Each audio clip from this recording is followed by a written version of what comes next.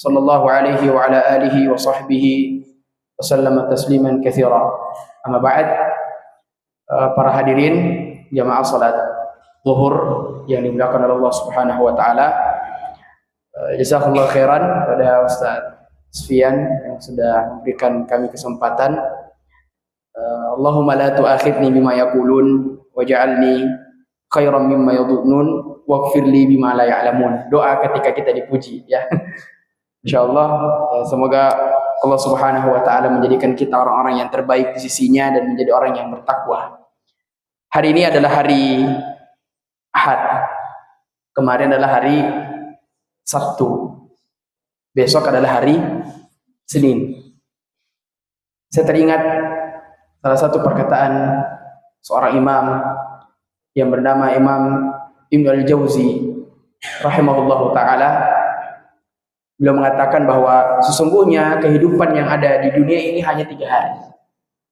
Kemarin yang kita tidak akan kembali dengannya, hari ini yang kita harus fokus dengan apa tujuan kita, dan besok yang tidak ada menjamin kita untuk bertemu dengannya.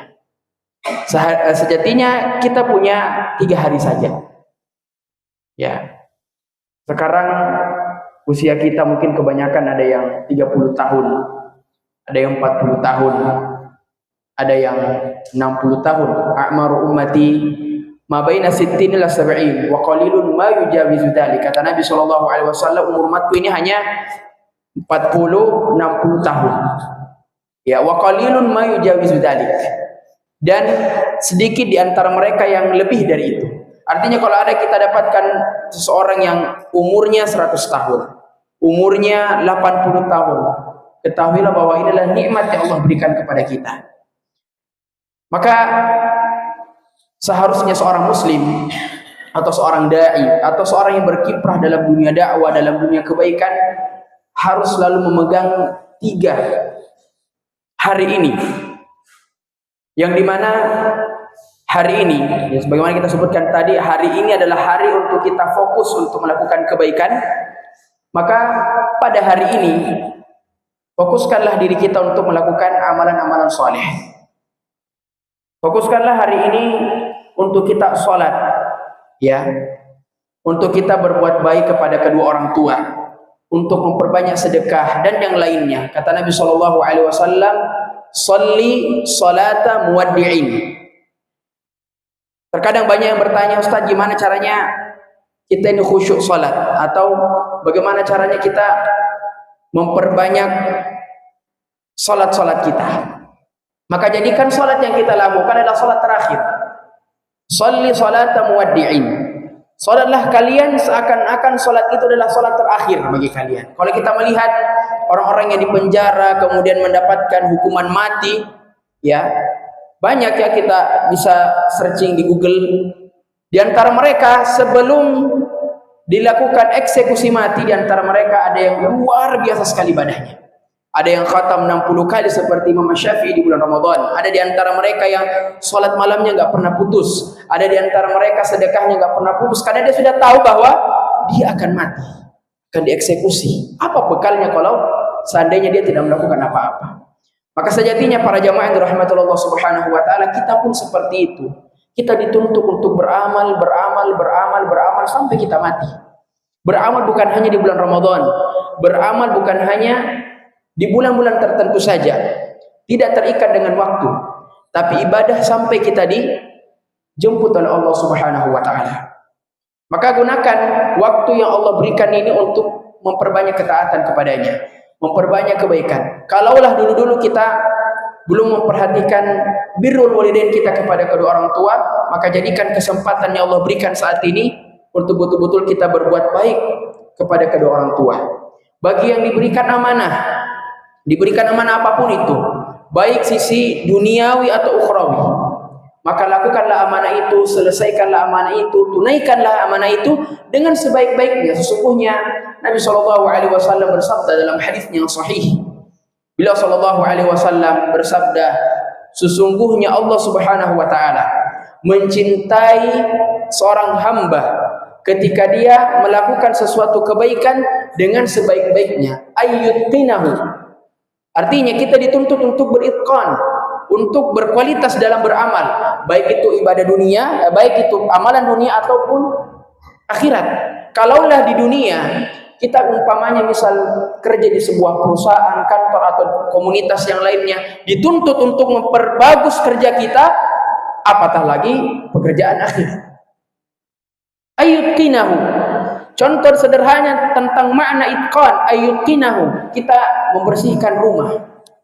Ada satu bagian yang nggak bisa kita bersihkan, tidak cukup hanya disapu, tidak cukup hanya dipel dan seterusnya. Tapi memang harus digosok pakai kaki kita. Nah, itu dimaksudkan dengan itqan. Kalaulah kita beramal soleh, tentu kita harus itqan. Tentu kita harus bagus dalam melaksanakan ibadah kepada Allah Subhanahu wa taala. Dan sesungguhnya kehidupan kita ini sangat singkat.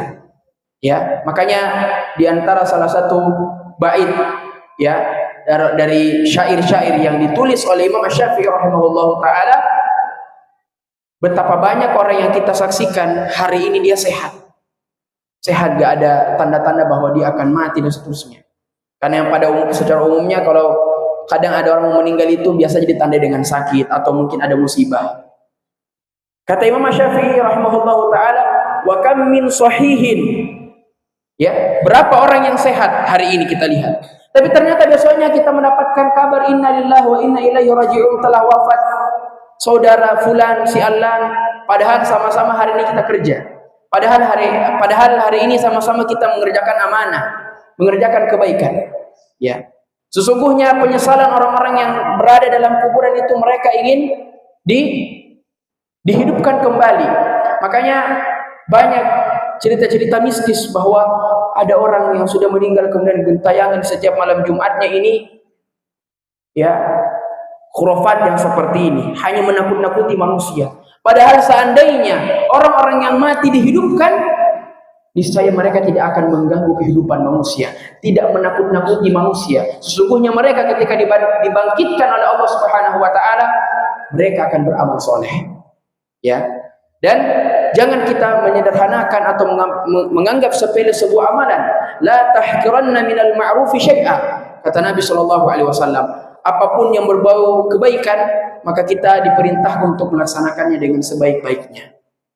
Ya, maka hadirin jamaah yang dirahmati Allah Subhanahu wa taala, terakhir maka kami mengingatkan diri kami dan juga para ustaz-ustaz, para asatidzah, para jamaah yang dirahmati Allah Subhanahu wa taala untuk senantiasa bertazawud ya dengan ibadah-ibadah, dan juga ketika kita diberikan amanah misalnya, maka gunakan amanah itu dengan sebaik-baiknya, kerjakan, tunaikan dengan sebaik-baiknya.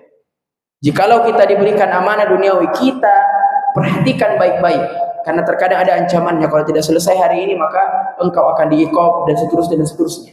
Apatah lagi kalau itu adalah amalan akhirat, perkara akhirat. Tentu tanggung jawab besar kita untuk senantiasa melaksanakannya dan menyempurnakannya. Demikian yang dapat kami sampaikan, barangkali semoga ada manfaatnya. Ya, jujur kami belum menyiapkan materi yang cocok untuk para jamaah, tapi mudah-mudahan dari hadis-hadis yang pendek kami sampaikan bisa memberikan manfaat untuk kita semua. Subhanakallahumma wa bihamdika asyhadu an la ilaha illa anta wa nastaghfiruka wa natubu ilaik. Assalamualaikum warahmatullahi wabarakatuh.